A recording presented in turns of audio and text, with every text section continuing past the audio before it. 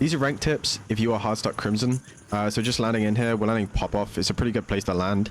Either here or top city, anywhere in city where there's like a lot of contracts where you can get a lot of money off rip. The advanced UAVs that you can get out of your loadout crate.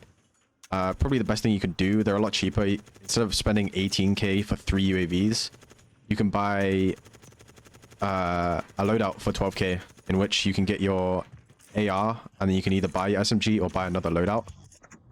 And then with that, you can use your, I believe it's not the gunfire one, the battle ready, which will give you a UAV each off rip, which is super, super broken.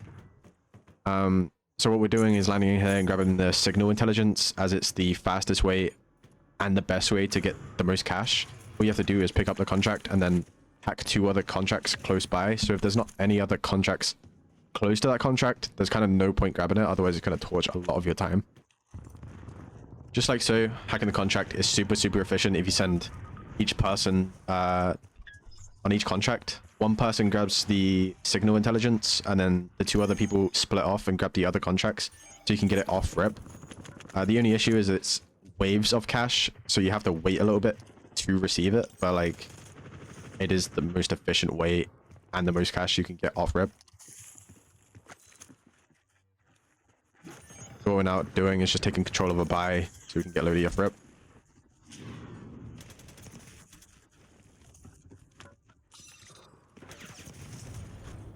Getting the kills where we can.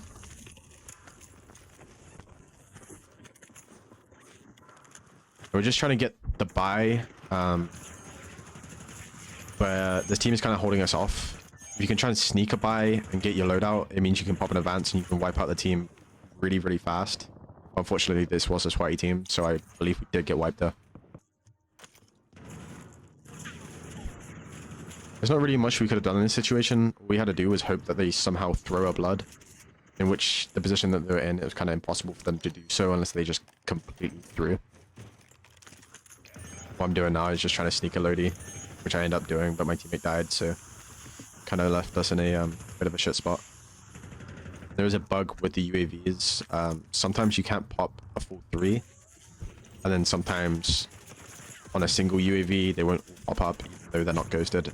There's a lot of issues with UAVs at the moment. The only way to use them efficiently is to pop 3, but like I said, sometimes it doesn't even work itself. But that is the best way to efficiently go up off rip and get as many kills as you can to reach that max SR fee.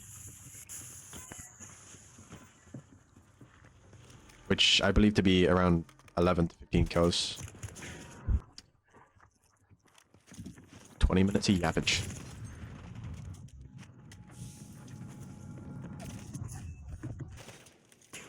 Stag glitching is still really broken in this game, so using it in Gulag.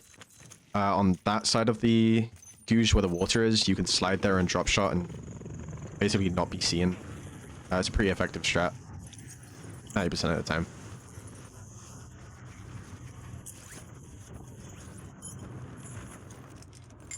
Landing on Lodi can be risky if a lot of you don't, if you guys don't have Gulag, but of course it was in a safe spot and we knew it was clear because we have eyes on everything around there. And you see what we just did there, we all just got our single gun. We just brought an AR instead of course buying our overkill or grabbing an overkill, and it allowed us to get an advanced UAV and just wipe this team really, really easily. Just abusing the fact that we practically have on this team. It's super, super broken.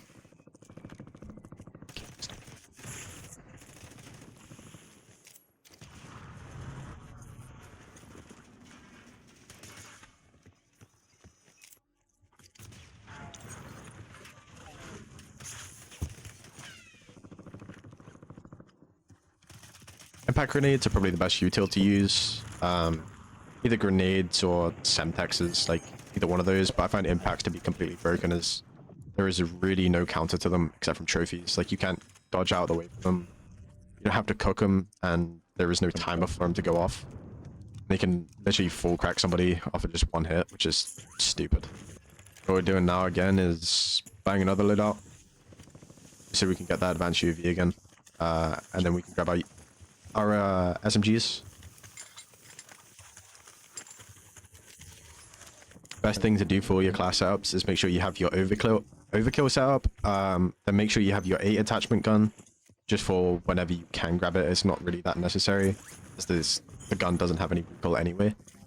But make sure you have an AR set with the battle ready, and an SMG set with the barrel ready. So whenever you have your AR, you can just grab your SMG.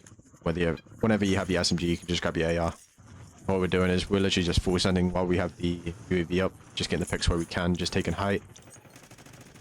See where I put myself? I split a little bit from my team, but I put myself in an unkillable position that can take full control over the area. We're just running through the teams with all the information that we have.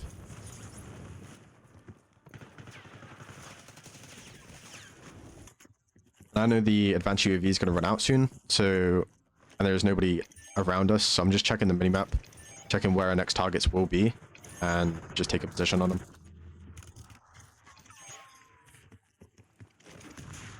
One's on the wall.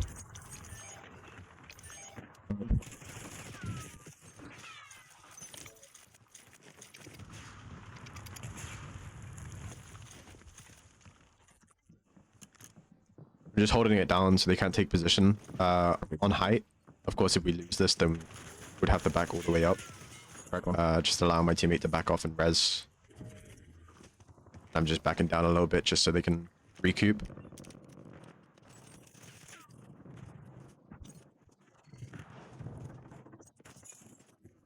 These situations are always sketchy, but you gotta make do with what you have. Of course, we don't really want to give this up because we have a fire sale and we want to have control over the buy so we can buy another loadout. Just not forcing it, but forcing it enough to make them throw the bloods, which we eventually do get them. Of course, that fight took like 1 or 2 minutes, but you know, if you force it without gulags, you might just risk getting wiped and then losing all your guns and your SR. Like, it's not worth it. Just taking your time. Stopped. What matters in a lot of situations.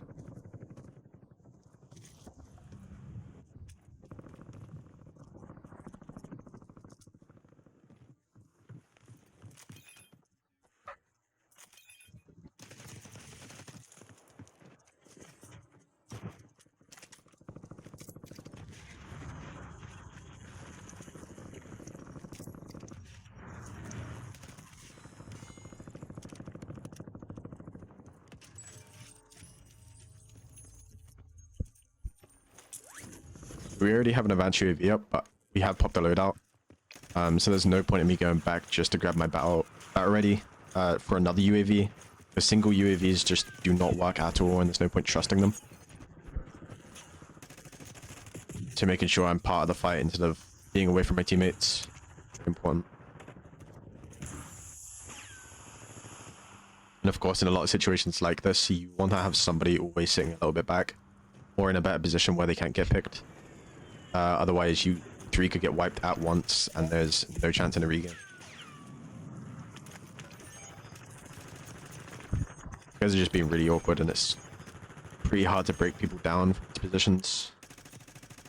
Like I said, make do with what you have, and you just take your time, don't throw the blood. Otherwise, throw that blood, they're just going to collapse on you and risk dying. That team's not giving me anything, so I'm just looking for fights anywhere else. You know, waiting for them to push up a little bit because they're in an unkillable position. Just making sure nobody else is collapsing on us. Now our teammate's dead. We're gonna have to just clear out the buy again. You kind of don't want to find yourselves in these positions. You kind of want full control over a buy at all times, but where we were, it's not a very good place to hold it entirely. Especially when there's people collapsing on them. Get the res off. Now we've got to retake position. Teammates underneath them right now, so all I have to do is wait for them to make a play on them. Then I can make pressure from underneath or vaulting up. Either way. Just as long as you're helping your teammate in this situation. Like I said, always important with just having one person like sit back a little bit. Like Len's playing a little bit back from us. He's not entirely in the fight with us, just because obviously if we died and we're all fucked. finding those openings. Realized there was only one person after that. Instead of just picking those easy fights as well. Like, there's a couple of solos within like 100 meters of range or radius. It's definitely worth just playing for them. With Rebirth, it used to be, you know, keeping teams alive and making sure you're not wiping them. But with Big Map, you definitely want to wipe people and get them out. You want to minimize the amount of people that are going to be in those end zones. The win is more important than actually kills. Kills are capped, so there's no benefit in, you know, frying out that much. You can reach the max SR gain by like 11 kills with assists. Like, it's really not that crazy.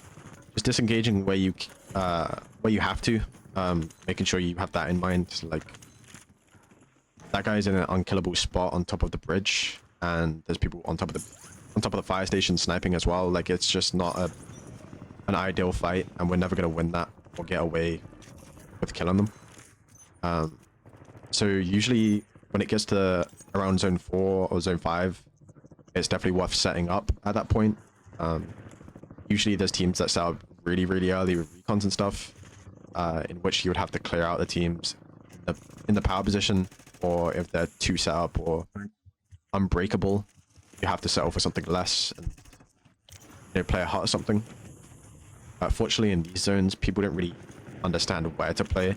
Where I'm rotating to now is a very, very good power position.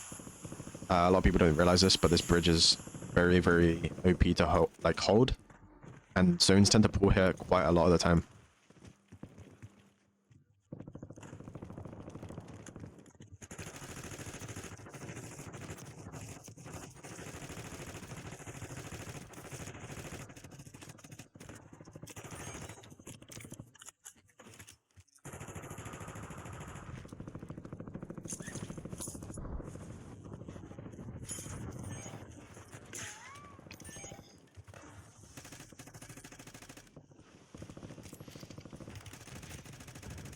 What I did right here was very, very risky. I got a little bit kill hungry. I would not recommend throwing your life in this situation, but I had 2 downed.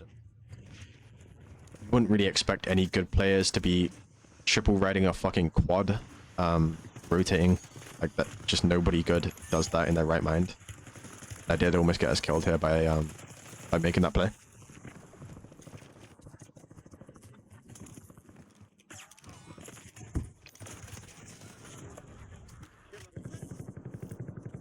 And realizing when there is no buys, to also play your life a lot better. Stack up as a 3, making sure you got the trades and nobody gets fooled, and you're not putting yourself in a position where you can get killed. You know, if you get wiped, you lose out on the SR gain of kills, and probably losing the game as you're a player down.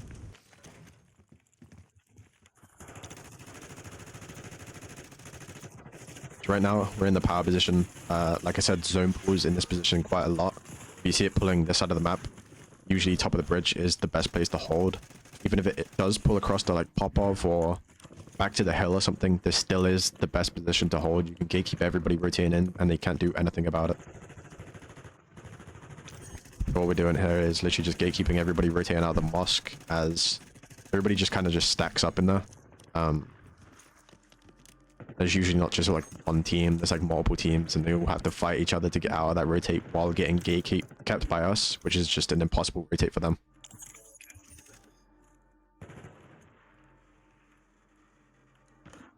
Now we're just relieving pressure off the hill, kind of just trying to break down those teams to make sure there's no full 3s up. If we do that, there's less pressure in the end zones.